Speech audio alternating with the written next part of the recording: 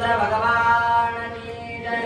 राम भक्त हनुमान महाराज की जय। शांति ब्रह्म एकनाथ महाराज की जय। श्री गणेशाय नमः। श्री रामचंद्राय नमः। एक घोषीची सबल सुळे, एक कहाणीची सबळ मुसळे, एक कहाणीची कांती त्रिसुळी, गदा मुगले महाराज म्हणू लागलेले आहेत, राजा रावणाचा आदेश मिळाल्याबरोबर राजा रावणाचं जे काही सैन्य होतं ते तुटवून असणारा हनुमानजीवर पडलेलं आहे आणि आपल्या हातामध्ये किंवा ज्या शस्त्रामध्ये ते निष्णांत आहेत अशा पद्धतीच्या शस्त्राचा ते यूज करून हनुमानजीवर मारा देऊ लागले. कोणी मुदगलाने मारू लागले, कोणी गदाने मारू लागले, तर कोणी त्रिशूळाने त्या ठिकाणी मार करू लागलेला आहे. अशा प्रकारचं वातावरण त्या ठिकाणी निर्माण झालं. अलगाईत कोयते काय रे आढाऊ जवान चेंडू चक्र, भरत पशिकट तोमर रे आणि जीवानर जमदारा. राजा रावणाच्या सैन्यामध्ये अनेक अशा प्रकारचे युद्ध कौशल्यामध्ये निष्णांत असलेले ते वीर होते. अनेक प्रकारचे शस्त्र चालवण्यामध्ये ते तरबेज होते आणि ते शस्त्र कोणाच्या हातात काटे असतील, कुऱ्हाडे असतील, कोयते असतील, या सगळ्यांचा मारा हनुमानजीवर ते एकाएकी करू लागलेले आहे. वानराची सावळ सवतोडे हानीची वानर भाले वळोनी काळे, एकती आणि ती लहुडी प्रचंड दोन्ही एकाएकांना मार देत असताना कोणाच्या हातामध्ये धोंडे आहेत, महाराज धोंड्यांना त्या ठिकाणी मारू लागलेले. हातामध्ये ज्याच्या हातामध्ये जे काही शस्त्र असेल त्या शस्त्राचा वापर त्या ठिकाणी ते वीर लोक असणाऱ्या हनुमानजीला मारण्याच्या हेतूत असणार करतात.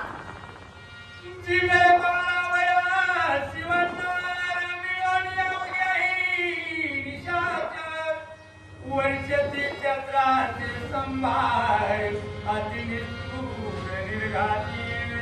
प्रत्येकाचा उद्देश आणि प्रत्येकाचं ध्येय ठरलेलं आहे ते म्हणजे हनुमानजीला काय करायचंय, संपुष्टात आणायचे, त्याला मारायचे आणि त्या हेतूत असणारे प्रत्येक जण असणारा त्या ठिकाणी हनुमानजीवरती मार देऊ लागलेले. निष्ठुर अशा प्रकारचे, घातक अशा प्रकारचा मार त्या ठिकाणी ते देतात. आईशा छत्रघाती हनिता रामनामे तो सद्गदित, हनुमान सदा सावध चित्तरे चक्र संपात तृणपाय.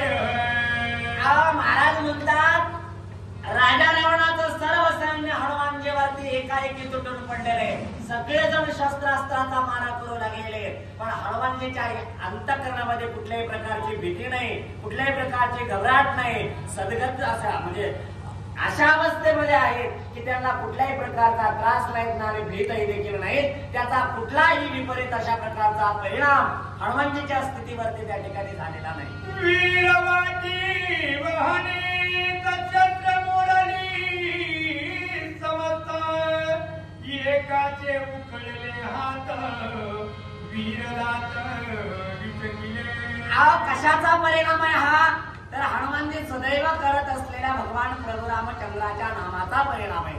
भगवंताचं जर नामस्मरण केलं तर कुठल्याही प्रकारचं संकट येऊ शकत नाही. सामान्य वीर काय, तर कडे काळ कापती हरी म्हणता, हरे म्हणता गती, हरे म्हणता म्हणजे पातके नसती आणि कडे काळ कापते हरे म्हणता. भगवंताचं नामस्मरण केलं तर कडे काळ देखील त्या ठिकाणी काही करू शकत नाही. तर सामान्य राक्षस वीर काय करणार आहेत, त्याचा कुठलाही परिणाम, त्यांच्या आघाताचा कुठलाही परिणाम हनुमानजीच्या समोर प्रगट होत नाहीये. घाय हनिता पैवाट तापाप गेले त्याचे पोट, अशुद्ध वस्मती संसगट हृदयस्फोट अवघ्याचा.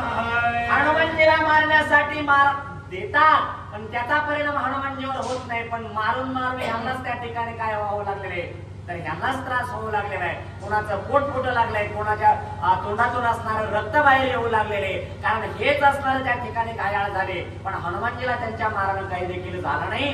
का, तर नामस्मरणाचं एक प्रकारचं कवच हनुमंतीच्या सभोवती आहे, म्हणून तो वज्रदेही आहे. त्याला कुठल्याही प्रकारच्या शस्त्राचा बाधा त्या ठिकाणी होत नाही.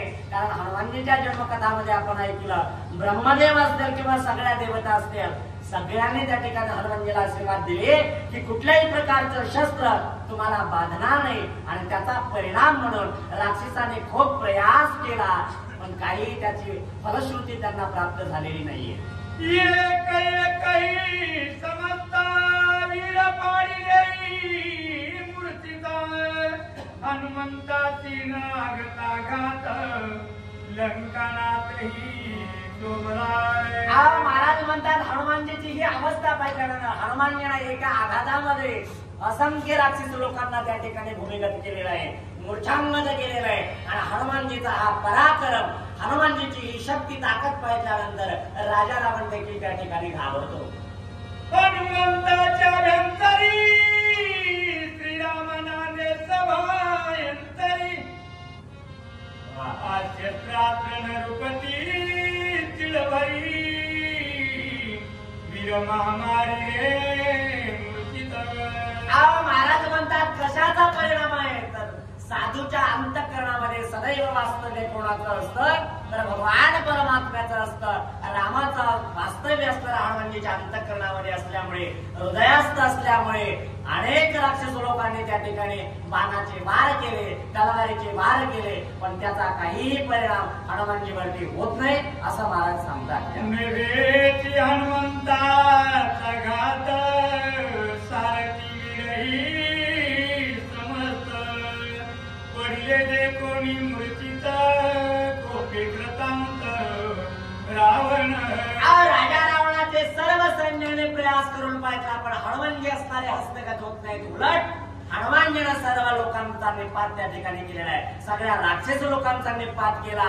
आणि हे ज्यावेळेस राजा रावणानं पाहितलं, राजा रावणाचा राग मात्र अनावर झालेला आहे. म्हणतात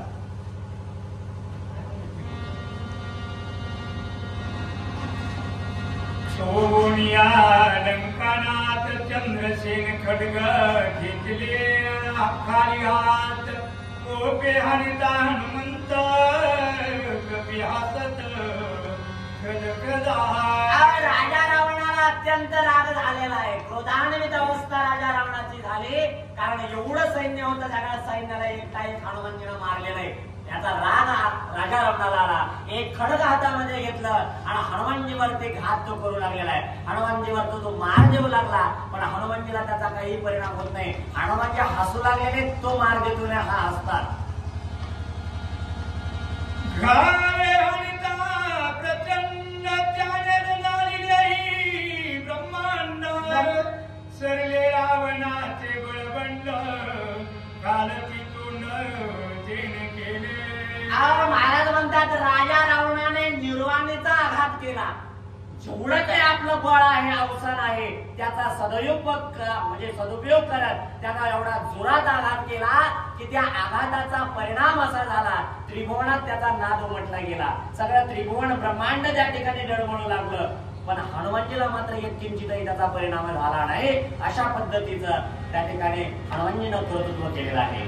रावण म्हणे गा हनुमंता तू हसला शिकवण्या अर्थार कपी म्हणे लंकानाथा ऐक आता मी सांगेन. राजा रावण हनुमानजीला विचारतात की मी तुझ्यावरती घात केला आणि नंतर तू असणारे हसला गेला, त्या हसण्याचं काय कारण आहे. त्यावेळेस हनुमानजी म्हणतात त्याचं काय कारण आहे ते मी तुला सांगतो असं या ठिकाणी